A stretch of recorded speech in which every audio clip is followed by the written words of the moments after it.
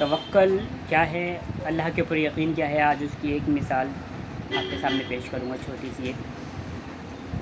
ایک ان پڑھ گوار اور جاہل مویشیوں کو چرانے والا ہے، ایک مولانا صاحب کے پاس گیا اور اس نے مولانا صاحب سے کہا کہ مولانا صاحب میرے جو جانور ہیں ان کے جو چارے کا سامان ہے وہ دریا کے دوسری پار ہے اور میں دریا کے اس پار رہتا ہوں، تو مجھے روز 2 آنے دینے پڑتے ہیں ان کو کشتی میں یہاں سے ادھر لے جانے کے لیے، تو میرے لیے یہ بڑا مہنگا پڑتا ہے،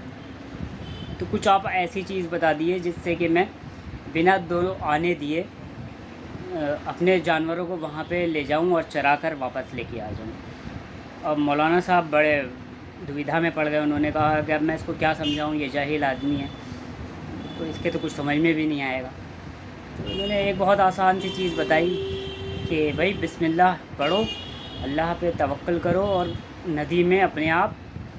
اور اپنے مویشیوں کو لے کے اتر جاؤ۔ اس نے سنا اور اس نے عقیدے کے ساتھ اس چیز کے اوپر یقین کرا کہ ہاں جو مولانا صاحب کہہ رہے ہیں یہ بات بالکل صحیح ہے، یہ حق بات ہے۔ اس نے بسم اللہ الرحمن الرحیم پڑھا اور اپنے مویشیوں کو لے کے دریا میں اتر گیا، اور روزانہ وہ ایسے ہی کرتا، اتر جاتا بسم اللہ پڑھ کے، اللہ پہ توکل کر کے، اور دوسرے راستے پہ پہنچ جاتا،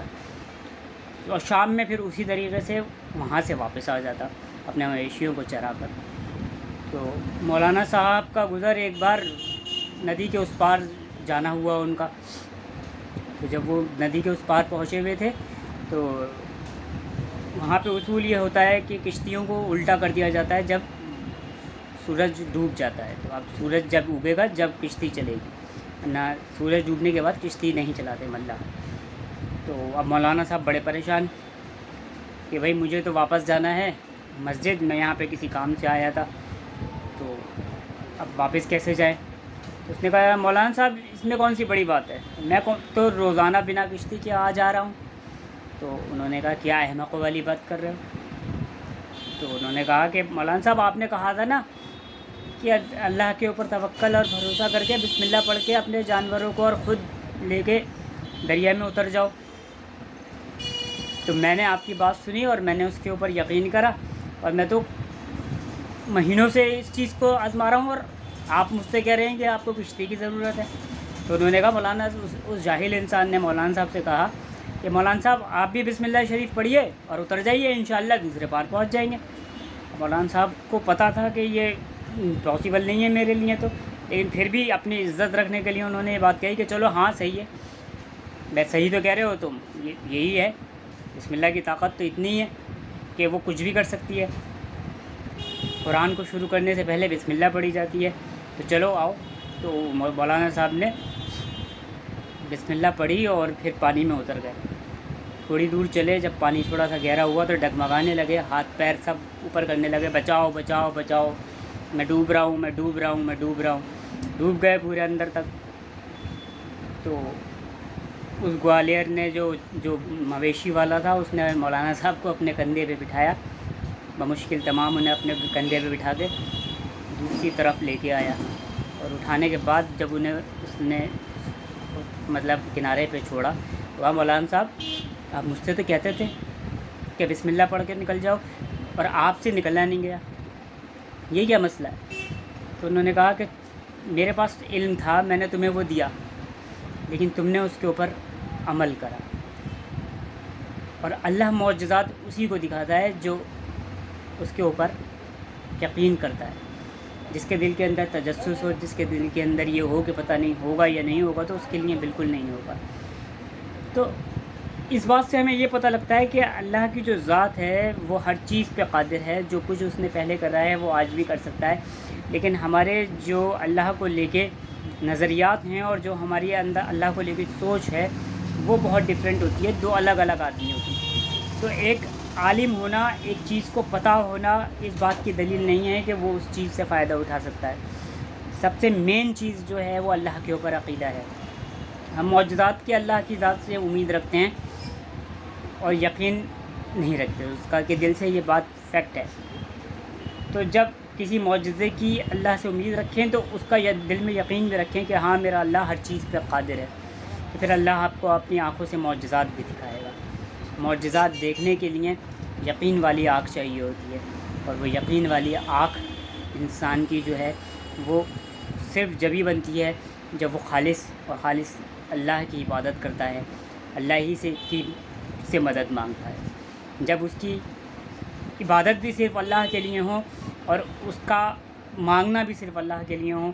اور اس کی ہر خوش نودی اللہ کے لیے ہوں کہ اللہ تو مجھ سے راضی ہو جائے،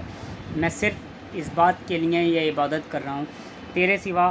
کوئی عبادت کے لائق نہیں ہے، میں تیری ہی عبادت کرتا ہوں اور تجھی سے مدد مانگتا ہوں۔ ہر نماز میں ہم یہ پڑھتے ہیں ایاک نعبد و ایاک نستعین، پھر غیروں کے سامنے ہاتھ پھیلاتے ہیں، پھر غیروں سے مانگتے ہیں، پھر ان سے امید لگاتے ہیں، پھر اس بات کا بھی ڈر رکھتے ہیں کہ اگر یہ ہو گیا تو کیا ہوگا، اگر یہ ہو گیا تو کیا ہوگا۔ جب ہم اللہ کے اوپر کامل یقین کر کے اپنی زندگی کے اندر اتریں گے، اپنے شعبوں کے اندر، اپنے کام کے اندر، اپنے دنیاوی مسائل کے اندر جب اللہ کے اوپر پختہ یقین کر کے اتریں گے تو پھر اللہ کی جو مدد ہے وہ بھی شامل حال ہوگی، اور ہم اپنی آنکھوں سے ان معجزات کو دیکھیں گے جنہیں ہمیں یہ لگتا ہے کہ یہ چیز پاسبل نہیں ہے۔ سب سے پہلے اس معجزے کو اپنے دل کے اندر پاسبل سمجھیے کہ ہاں میرا اللہ اس چیز پہ قادر ہے۔ سوچتے تو ہیں، وظیفے تو پڑھتے ہیں، نماز پڑھتے ہیں، لیکن یقین بنا رکھا ہے کہ یار یہ فلاں شخص میری مدد کرے گا تو میرا کام ہوگا۔ اللہ کہتا ہے دونوں طرف نہیں لگا لو، یا تو ادھر ہی لگا لے یا پھر ادھر ہی لگا لے۔ تو جب انسان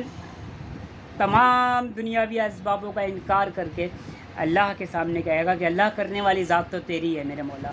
نہ میری دکان مجھے پالتی ہے، نہ میرا بزنس مجھے پالتا ہے، نہ میری ڈگریز مجھے پالتی ہیں، مجھے پالنے والی ذات تیری ہے، تو پھر اللہ اس کے معجزات بھی دکھائے گا۔ اللہ دکھائے گا کہ اللہ کس چیز پہ قادر ہے، اور میرا اللہ وہ ہے جس نے ساتوں زمین اور ساتوں آسمان بنائے، جس نے زمین کو تھام کے رکھ رکھا ہے ایک وقت مقرر کے لیے، جس نے آسمانوں کو بنا ستون کے بنایا،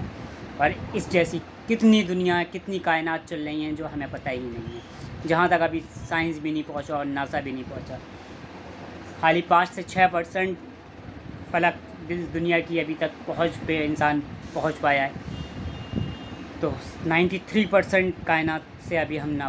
واقف ہیں، ہمیں پتہ ہی نہیں ہے کہ وہ 93% کائنات کیا ہے۔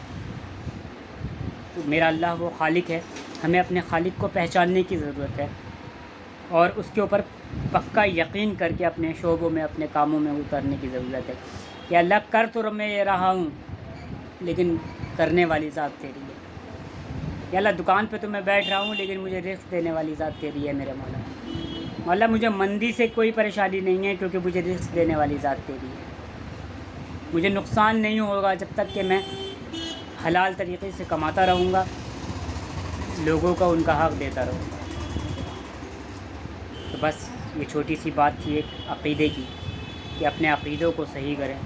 پھر اللہ کی طرف رجوع کریں، اور دنیا سے ذرا منہ موڑ کے اللہ کی طرف آئیں۔ ہم ابھی دونوں طرف منہ رکھتے ہیں، منہ اللہ سے بھی مانگتے ہیں اور دنیا سے بھی مانگتے ہیں۔ نعوذ باللہ اللہ کو اتنا کمزور سمجھتے ہیں کہ اللہ نہیں کر پائے گا تو دنیا سے کرا دیں گے۔ اللہ کرنا تو تجھے ہی ہے، اللہ کرے گا تو تو ہی، اللہ تیرے سوا کوئی نہیں کر سکتا میرے مولا۔ میرے پریشانیوں کا، میرے مسائل کا حل صرف تیرے پاس ہے، تیرے سوا میرے مسائل کو کوئی حل کر ہی نہیں سکتا۔ یا اللہ یہ پوری دنیا مل کے میرے مسائل کو حل نہیں کر سکتی، یا اللہ تو ہے اور صرف تو ہے اور صرف تو ہے اور تو ہی ہے، اور میرے پاس کوئی در نہیں ہے جہاں پہ میں جا سکوں، جہاں پہ میں اپنی فریاد کر سکوں، میرے اللہ صرف تو ہے۔ تو جب ہماری کیفیت یہ ہوگی تو پھر اللہ کی مدد بھی آئے گی، اللہ کے معجزات بھی دیکھیں گے، اور اللہ وہ سب کچھ دکھائے گا جس سے آپ کے ایمان کے اندر تقویت بڑھے گی، آپ کا ایمان کے اندر سوچ بدلے گی کہ نہیں ایمان ایک اچھی ہے۔ ساری چیز جو ہے وہ ڈیپینڈ کرتی ہے ہماری سوچ پہ، ہمارے عقیدے پہ۔ تو جیسے اس جاہل کو اس بات کا یقین ہو چکا تھا کہ بس اب میں بسم اللہ پڑھوں گا اور میں پار نکل جاؤں گا، لیکن مولانا صاحب کو اس بات کا یقین نہیں تھا، ان کے پاس اس چیز کا علم تھا تو انسان علم کی بیس کے اوپر اللہ کو نہیں پا سکتا. اللہ کو پانے کے لیے اس کے اوپر یقین کرنا ضروری ہے. اللہ کو پانے کے لیے، اللہ کے معجزات کو دیکھنے کے لیے علم کی شرط نہیں ہے، عقیدے کی شرط ہے. اللہ کو اللہ ماننے کی شرط ہے. اللہ کو اپنا خالق، اپنا مالک اور اللہ کو ہر چیز پہ قادر ماننے کی شرط ہے. آپ علم سے کچھ حاصل نہیں کر سکتے. ایک چھوٹی سی چیز بسم اللہ، ان کے قریب مولانا صاحب نے یہ سوچا چھوٹی سی چیز ہے، یہ بتا دیتا ہوں، اس کو کیا بڑے بڑے مسائل بتاؤں. لیکن اللہ کہہ رہا ہے کہ مجھے علم کی ضرورت ہی نہیں ہے، تو میرے پر یقین کر لے بنا زبان کے، میں تو تیرے ساتھ ہوں. تو بنا الفاظ کے میرے ساتھ یقین کر لے کہ میرا مولا میرے لیے کافی ہے، تو میں تیرے لیے کافی ہو جاؤں گا. مجھے تیرے علم کی ضرورت نہیں ہے. یہ ضروری نہیں ہے کہ تو بہت بڑا کوئی فلسفی ہو، یہ کوئی بہت بڑا کوئی تو قرآن کو سمجھنے والا اور سمجھانے والا ہو. بس تو میرے پر یقین کر لے کہ میں ہی کی کرنے والی ذات ہوں، اور پھر میں تجھے کر کے بھی دکھاؤں گا، اور بے شک کر کے دکھاؤں گا. یہ اللہ کا وعدہ ہے. چلیے اللہ حافظ، دعاؤں میں یاد رکھیے.